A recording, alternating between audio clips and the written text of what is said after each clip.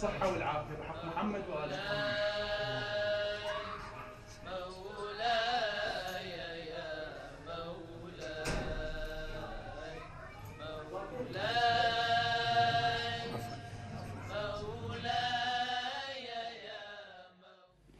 أعوذ بالله من الشیطان الرجیم، بسم اللہ الرحمن الرحیم۔ دیکھیے تمام احکام کا جو نظریہ ہے علماء کا، وہ دلائل سے جو نظریہ حاصل کرتے ہیں، نتیجہ حاصل کرتے ہیں، اس کے حساب سے فتویٰ دیتے ہیں۔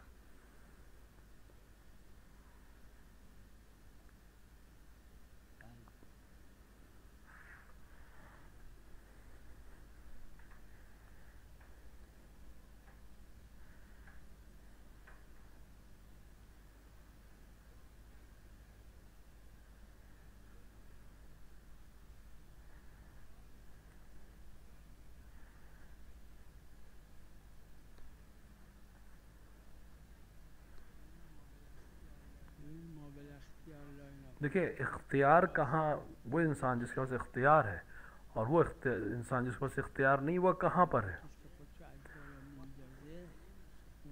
جو انسان اپنے آپ کو اوپر سے نیچے پھینک گرا دیتا ہے تو اس وقت نہیں مرتا جب وہ اوپر سے کودتا ہے، اس وقت مرتا ہے جس وقت زمین سے ٹکراتا ہے۔ تو اس نے جو عمل انجام دیا، مقدمہ انجام دیا ایسے عمل کا کہ جس سے موت آئی۔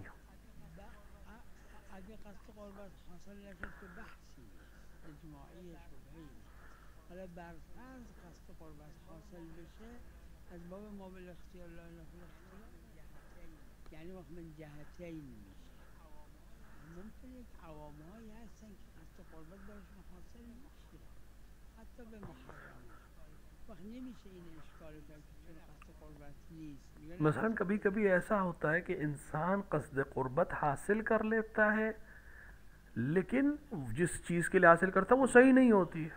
ہاں عمل کرده بگویده مشروط، المشروط عدم عند عدم شرط.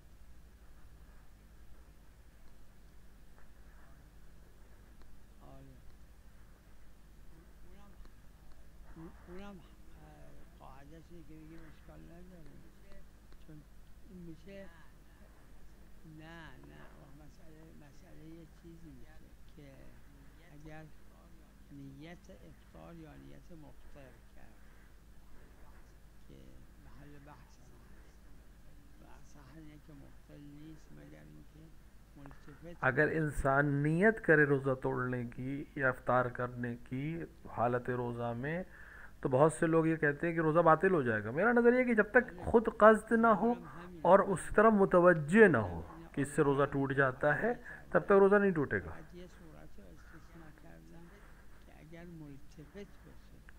یعنی انسان جانتا ہو کہ یہ مفطر ہے اور اس کی نیت کرے یا انجام دینے کی کوشش کرے تو روزہ باطل ہو جائے۔ چونکہ دلیل خاص نہیں ہے ہمارے پاس نیت پر روزہ توڑنے کے لیے۔ خارجاً دو قسم، خلاصه اگر حتی در جایی که ملتفته به اینکه این مفتره این کارو کرد، نه مشکله.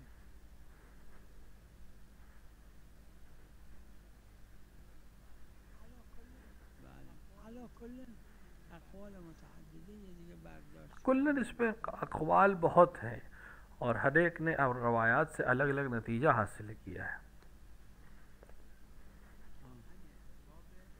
همین از باب ما بالاختیار اختیار از این باب، مثل اینکه از شب نیت روزه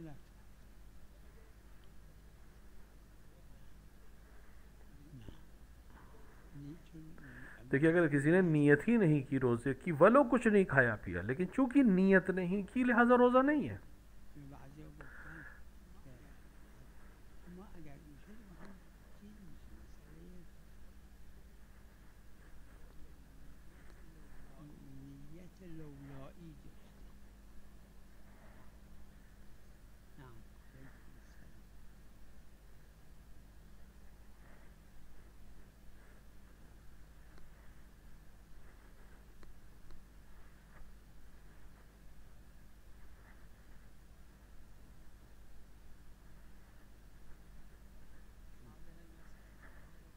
فتویٰ میں یہ مسئلہ ذکر کیا گیا ہے. في باب التقريب وهي أنه استناد یہ اگر يريد يصرف الموافقة مع اگر سند کی ضرورت ہو تو موافقت فتویٰ کافی ہے.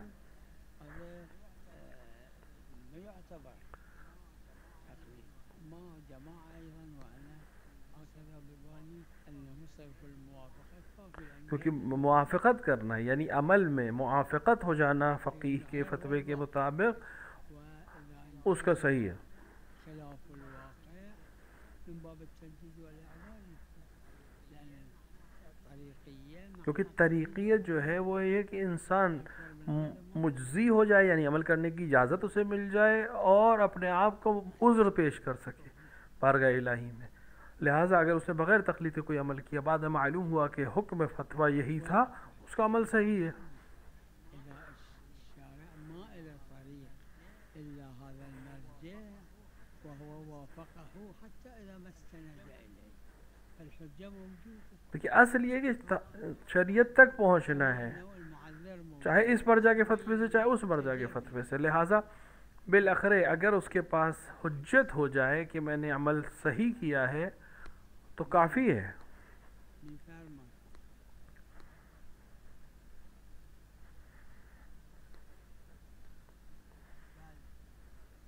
بله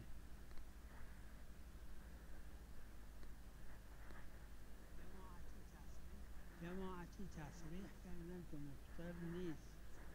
منم برداشتم همینه. عربی بهش بخاخ میگن. این طرف ریه میره، طرف شش میره، طرف مجرای نفس میره، طرف معده نمیره. وقت نه اکل و شرب صدق میکنه نه در جایی که نیم قطره آب ببلعه یا نصف یک برنج ببلعه. دیکھیے اسپرے کا مسئلہ یہ ہے کہ وہ انسان کے پھیپھڑوں میں جاتا ہے، کھانے کے مجرا میں نہیں جاتا ہے. لہٰذا میری نظر میں وہ مفطر نہیں ہے. لیکن برمقابل اگر ایک قطرہ پانی بھی پیے یا ایک چاول کا دانہ بھی کھا لے جو دہن سے شکم میں جاتا ہے روزے کو باطل کر دیتا ہے.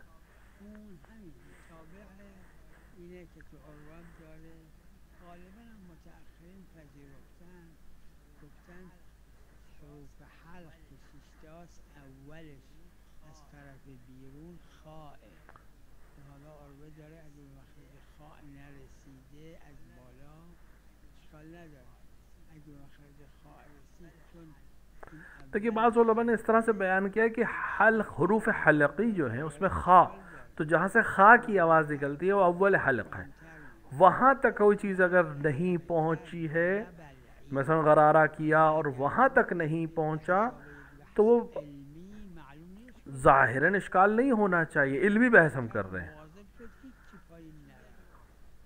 کیونکہ اگر نہیں گیا دہن کے اندر نیچے نہیں گیا کوئی پانی اور غرارہ اس نے کیا ولو برگ یعنی اس کو مزمزہ کیا اور غرارہ کیا اور تھوک دیا تو ظاہری علمی بحث کے لحاظ سے باطل نہیں ہے. مگر یہ کہ ہم ثابت کریں کہ وہ قطرہ پانی کا گیا حلق کے اندر.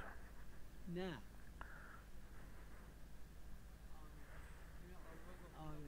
اینو عروه گفته که باطل روزه چون ها صدق عرفی که نمی فقط در صوم دیکھیے عرفن تو یہ صدق نہیں کرے گا لیکن صوم میں یعنی روزے میں تصالب ہے اس بار پہ که حتی چیزی که کہ جو عرفن جیسے ایک قطرہ آپ پینا نہیں کہلاتا کھانا نہیں کہلاتا لیکن بہرحال روزے کو باطل کرتا. رسید به تو یہ اگر حلق تک پہنچ گیا تو روزہ باطل ہو جائے گا. برگردون اجماع ہے. اینا معلوم نی باشه روشن نی از عدمش گفتن اول حروف حلق وقت ما تو دلیل تو ادله نداریم که به حلق نرسه. گفتن اگه از حلق رد شد این عرفاً دیکھیے ہمارے پاس روایات میں تو نہیں ہے کہ حلق تک پہنچلا لیکن جو علماء نے نتیجے نکالے وہ یہ کہ حلق تک اگر کوئی چیز پہنچ جائے تو باطل ہے. حمزه و عین و این تو اب حروف حلقی میں سب سے پہلا حرف جو ہے جو اول حلق کہلاتا ہے وہ خے ہے. علماء نے اس کو حد بیان کیا ہے.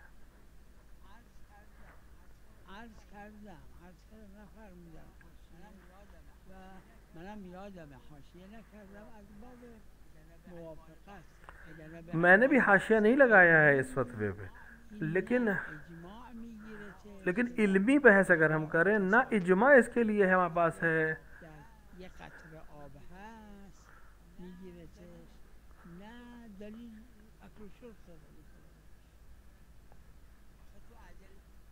آخه تو ادله ما کلمه بلعیدن که نداریم. تو ادله دیکھیے گفتیم اکل و شرب نگلنا یا یہ لفظ دلائل میں موجود نہیں ہے. دلائل جو مفترات کے ہیں وہ اکل و شرب یعنی کھانا پینا ہے. یہ عمل نہ کھانے میں آتا ہے نہ پینے میں آتا ہے. از اینکه گفتن عرفی صاحب عرف از کجا حرف الخاء صاحب عروہ نے بھی عرف کی طرف رجوع کرتے ہوئے خیر کے لفظ کو بیان کیا ہے کہ وہ اول حلق ہے. صاحب منم تو ذهنم هست همین جای عروه رو که ایشون فرموده از حرف خاء اگر رفت پایین بنابراین غرغره اصلا اشکال داره.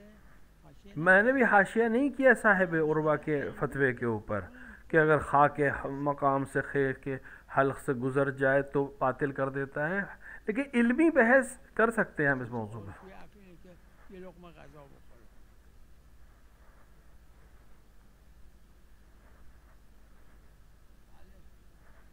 بله این که دلیل نداره. بله ظهور عرفی قبول، اما در باب صوم بالخصوص همه مطلقات دیکھیں جتنے بھی الا در مصادیق ہیں وہ عرف کی طرف پلٹتے ہیں سوائے صوم میں، روزے میں، جہاں پہ اجماع ہے کہ جو چیز مصداق عرفی نہیں بھی نہ ہو پھر بھی منع کیا ہے وہ منع ہے. مثلا نسبت دقیق نظریہ سے بہت گہری نظر سے دیکھا جائے تب بھی اگر نه جاهای دیگه ما نمیگیریم. دوسری جگہوں پہ تو ہم عرف کی طرف رجوع کرتے ہیں لیکن روزے میں نہیں. عرفی نیست که قطره آب خوردن مثلا ایک قطرہ پانی پینے کو ہم پانی پینا نہیں کہتے، شاربہ نہیں کہتے. ایک لقمہ کھانا کھانے کو ہم اکیلا نہیں کہتے. روایت نے عقل و شرب سے منع کیا، لیکن پھر بھی روزے میں ہم ایک قطرے پانی کو مبتل مانتے ہیں، ایک لقمہ غذا کو مبتل مانتے ہیں. نماز با نه نه نه نه در نماز ما دلیل نداریم که اکل و شرب نکنیم. باید یه چیزی که منافیه با صورت صلات دیکھیے نماز میں اگر نه اکل و شرب که هست چرا نه ما تو ہمیں مبتلات صلاۃ پہ عقل و شرب کا ہمارے پاس دلیل نہیں ہے. صرف حالت نماز نہیں ختم ہونی چاہیے، لیکن روزے میں دلیل ہے ہمارے پاس عقل و شرب یعنی کھانے و پینے کی. اگه هم داره نماز میخونه داره چلو کباب هم میخوره این نمیگن داره نماز میخونه از این جهت. اما اگر یه دونه آب نواز گذاشته کنار دهنش خورده این آبش میره پایین چه اشکالی داره؟ شاید اجماعی باشه که اشکالی دیکھیں کھانا پینا نماز کی حالت کو ختم کر دیتا ہے، لہٰذا اس باب سے نماز باطل ہے. اصل شرعی صلات باشه.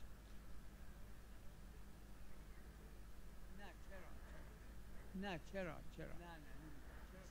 نه نمیگیم چرا تو یه لیوان آب دستش میگه داره نماز میکنه. حتی آپ جو بات کہہ رہے ہیں کہ مثلا ایک گلاس پانی ہاتھ پہ لیے نماز بھی پڑھ رہا ہے تو اس کو کوئی نماز پڑھتے ہوئے نہیں کہے گا، یہ پانی پی رہا ہے.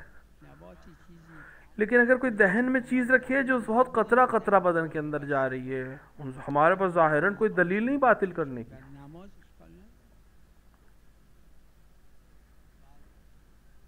بله بله بله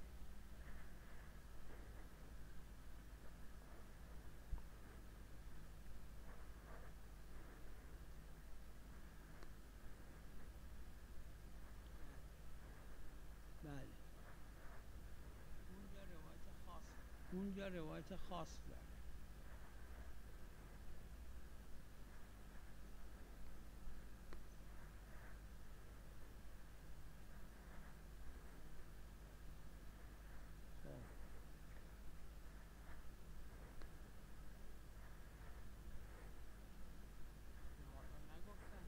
لحاظا نگفتن جماعتی نگفتن که اگر این نشست یک ساعت نیم ساعت غذا خورد روز ماه رمضان مثلا یه دونه کفاره داره ولی 20 تا لقمه خورد. دیکھیں اگر کئی لقمے بھی کھائے ہوں افطار میں یعنی روزے کو توڑنے میں تب بھی ایک کفارہ ہے اس کے اوپر. همون را در غیر از مسئله که روایت داره که فرمودید در غیر از اون مسئله جماعتی ببینید که عروه گفتن اگه از صبح تا شب 10 بار غذا آپ دیکھیں روزے میں بھی دیکھیں اگر ایک صبح سے شام 10 بار کھانا کھایا اس نے تو بھی ایک کفارہ ہے اس روزے کو باطل کرنے کا.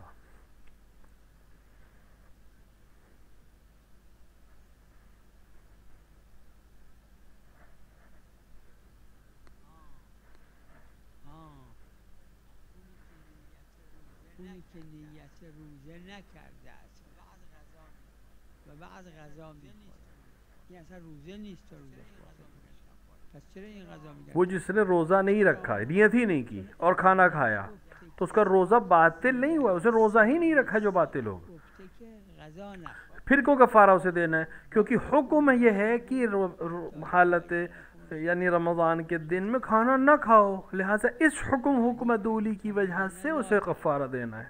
لا تشرب یعنی آیه نگفته که روزه هست آیت نے اس طرف اشارہ نہیں کیا کہ روزے ہو یا نہیں ہو, اس نے کہا دن میں نہیں کھانا ہے رمضان میں. که روزه نیست چون نیت نکرده عبادت نیت نہیں کیا لہٰذا روزہ بھی صحیح نہیں ہے اس کا, اور کھانا کھایا ہے تو وہ اس لیے کہ دلیل کہہ رہی ہے نہ کھاؤ نہ پیو رمضان کے دنوں میں, لہٰذا اس وجہ سے کفارہ بھی ہے. پس روزه نیست پس روزه نیست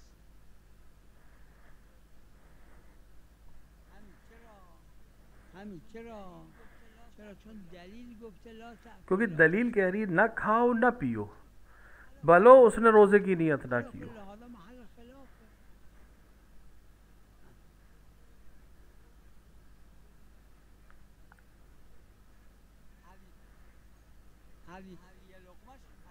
هر یه لقمش هم دیکھیے ہر لقمہ جو وہ کھا رہا ہے وہ حد کے امر مولا ہے, مولا کے حکم عدولی کر رہا ہے, لیکن علماء اس نتیجے پہنچے کہ چاہے جتنی بار کھائے ایک کفارہ ہے اس کے اوپر.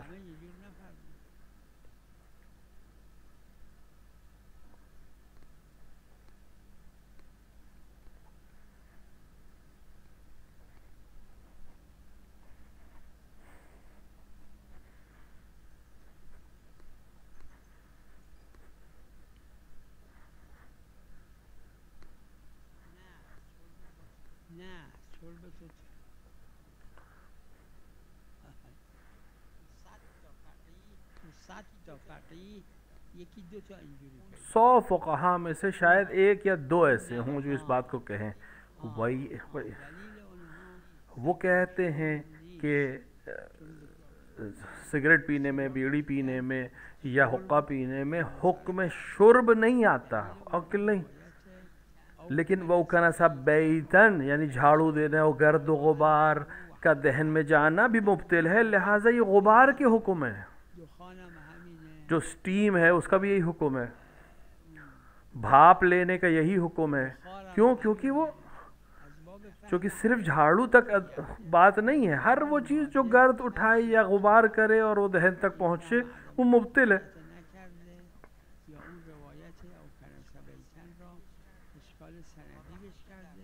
لہذا حتی در خود غبار غلیظ فتوا ندارن خیلی از لہٰذا وہ جو روایت ہے اس پہ بہت سے علماء نے احتیاط کی ہے, فتویٰ نہیں کیا ہے, لیکن بہرحال ایک وجہ ہے روکنے کی. این مثل غبار اما تو مجرای نفس میره, مجرای هوا طرف حلق نمیره, از حلق رد میشه تو مجرای نفس میره, تو ریه میره, تو شش وقت منصرف از ازش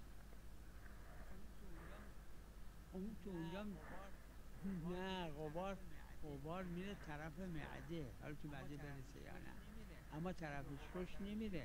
اگه غبار طرف شش بره انسان سکته میکنه. دیکھیے غبار انسان کے دہن میں معدے کی طرف جاتا ہے, حتیٰ اگر اس کے پھیپڑوں کی طرف جائے تو اس کو سانس اکھڑ جائے گی اس کی. لہٰذا یہ دلائل جو ہیں وہ مبتل ہیں روزے کے اس لحاظ سے کہ وہ دلیل کہہ رہی ہے کہ ہر وہ چیز جو غلیظ ہو اس کو دہن تک جانے سے روکے. بس اب جھاڑو کے لیے روایت ہے لیکن خاصیت نہیں کہ صرف جھاڑو، ہر چیز. اکل بهش نمیگن، شربم بهش نمیگن. مورد اجماع هم نسبت به یه قطره آب و نمیدونم نصف حبه برنج که طرف معده میره اونم نیست، پس عدمش.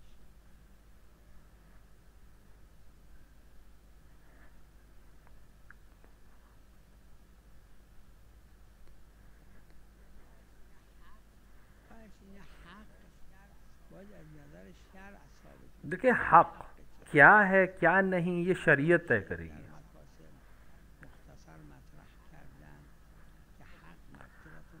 بعض نے بیان کیا کہ حق حکم ہی کا ایک وجہ، اور حکم دینے کا حق اللہ کو ہے، لہٰذا حق صحیح کیا ہے غلط کیا ہے یہ بھی خدا طے کرے گا، یعنی حکم الہی ہونا چاہیے. اب جیسے کسی یہ جو آج کاپی رائٹ کا حق ہے، یہ تمام چیزیں یہ حقوق عرفی ہیں. عرف میں یہ حق ہے لیکن شرعی لحاظ سے حق ہے کہ نہیں.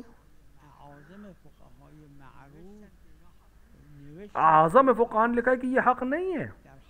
تشریح میں دیکھیں آپ، حق اور حکم کے بحث میں سینکڑوں فقہا نے یہ کہا ہے کہ یہ حق نہیں ہے چیزیں. بعض نے کہا ہے کہ نہیں، چونکہ عرف میں حرف حق ہے، حق ہے لہذا عنوان ہے. لیکن عرف ہمارے لیے معیار نہیں حکم دینے کے لیے، عرف موضوع طے کرتی ہے. یعنی کسی یک کتاب چاپی رو گرفت بدون اذن صاحبش، این مالک دیگه خریده میره رو اون چاپ میکنه. آیا مالکش یعنی اون که مؤلف کتاب حق داره اشکال کنه از نظر دنیا؟ بله این حق.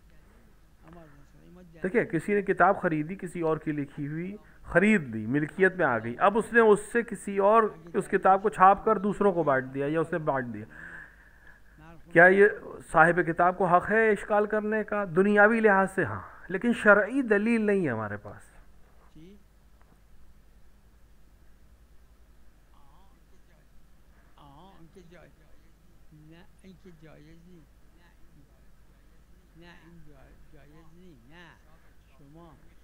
نہیں وہ جائز نہیں ہے کہ اپنے نام سے چھاپ دے اس کتاب کو.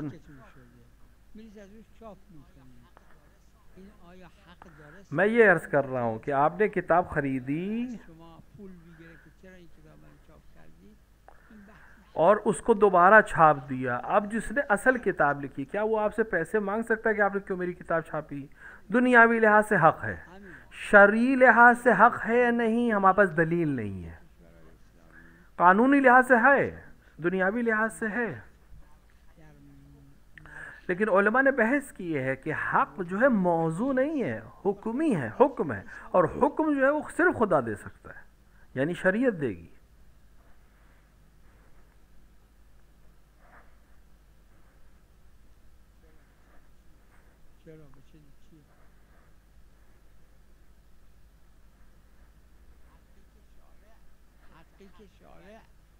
وہ حق جسے شریعت نے شارع نے حق قرار دیا ہے یقیناً.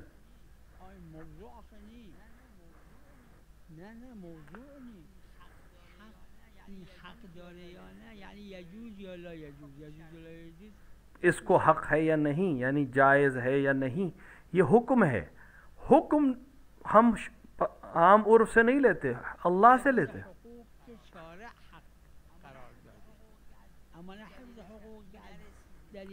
تو حفظ حقوق، حقوق کا محفوظ رکھنا، اولاد کا حق، باپ کا حق، زن و شوہر کا حق، قطع رحم حق، یہ تمام چیزیں شارع نے کہی ہیں.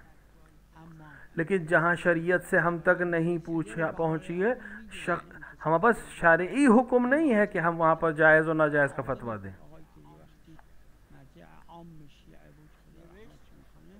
نوشت که حق چاپ حق نیست، حکم به العقل.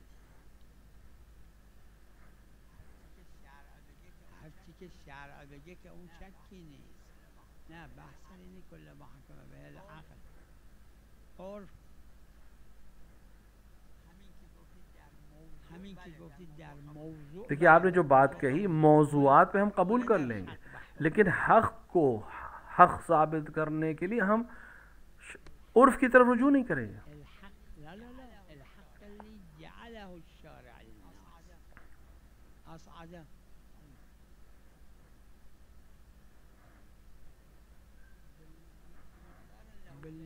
بمقدار له دليل. هذا دليل مكروه عما لا يعلم قبح العقاب بلا بيان. دیکھیے جہاں دلیل ہے شرعی دلیل ہے وہاں ہم کچھ نہیں کہہ سکتے. جہاں دلیل نہیں ہے وہاں پہ عقاب کی بلا بیان نہیں ہو سکتا. بغیر بیان کے خدا سزا نہیں دے سکتا. هذا علم إجمالي لا تجيب المرحلة فتشي بالصحراء واقع. أنا ما أدري هذا له مالك أم لا. أشوف أصالة المالكية أكو لا.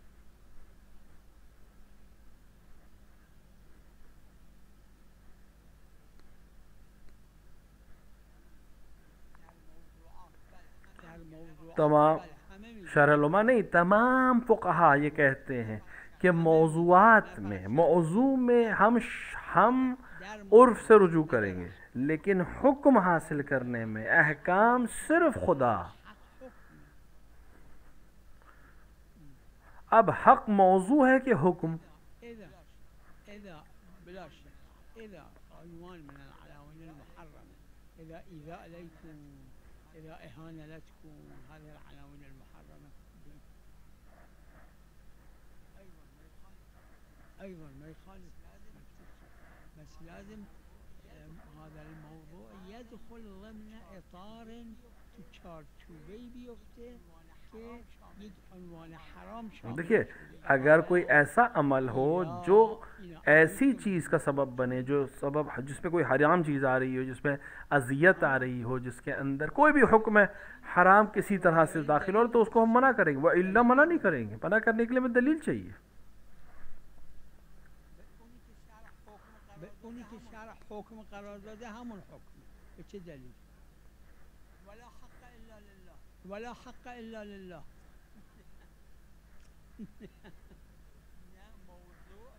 نه موضوع نیست. ببینید وقتی گفتید حق آپ جب کہتے ہیں حق یعنی جس کی مخالفت جائز نہیں ہے تو یہ حرام اور حلال کا مسئلہ ہو گیا. حرام و حلال جہاں آیا وہاں حکم ہے اور حکم اللہ طے کرے گا شریعت. اسی لیے حق فسق کا جو مسئلہ ہے جن موارد میں شریعت نے کہا ہے حق فسق ہے معاملے کا ہم وہاں کہتے ہیں. جہاں نہیں کہا ہے ہم وہاں نہیں کہہ سکتے.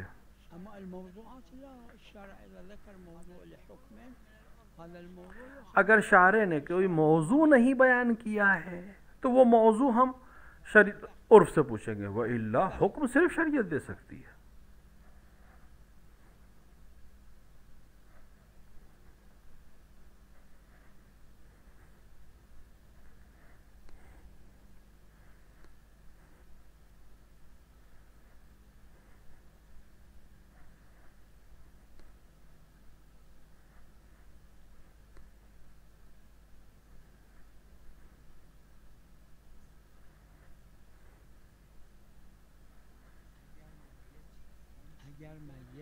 دیکھیے اگر میت خمس دیتی تھی یعنی وہ شخص خمس دیتا تھا تو کوئی حرج نہیں. لیکن اگر وہ خمس نہیں دیتا تھا معلوم ہے نہیں دیتا تو اس کے پورے مال کے اوپر خمس ہے.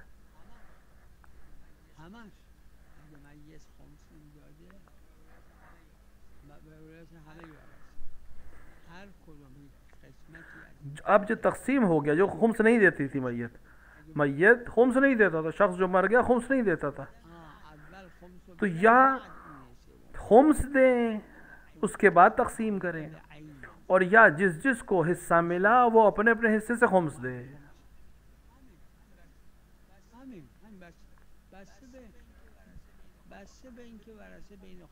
البتہ وارثین کو معلوم ہو کہ خمس نہیں دیتا تھا.